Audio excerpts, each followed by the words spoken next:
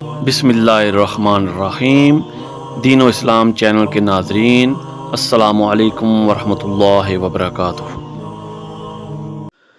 صحیح بخاری کی حدیث نمبر 378 ہے، نبی کریم صلی اللہ علیہ وسلم 5 ہجری میں اپنے گھوڑے سے گر گئے تھے، جس سے آپ کی پنڈلی یا کندھا زخمی ہو گئے، اور آپ نے 1 مہینے تک اپنی بیویوں کے پاس نہ جانے کی قسم کھائی۔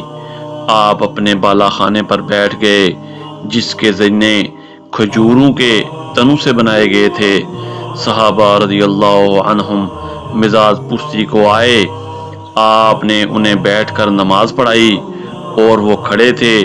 جب آپ صلی اللہ علیہ وسلم نے سلام پھیرا تو فرمایا کہ امام اس لیے ہے کہ اس کی پیروی کی جائے، پس جب وہ تکبیر کہے تو تم بھی تکبیر کہو، اور جب وہ رکوع میں جائے تو تم بھی رکوع میں جاؤ، اور جب وہ سجدہ کرے تو تم بھی سجدہ کرو، اور اگر کھڑے ہو کر تمہیں نماز پڑھائے تو تم بھی کھڑے ہو کر نماز پڑھو۔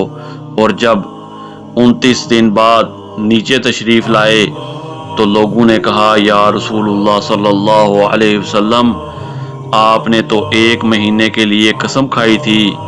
آپ صلی اللہ علیہ وسلم نے فرمایا کہ یہ مہینہ 29 دن کا ہے۔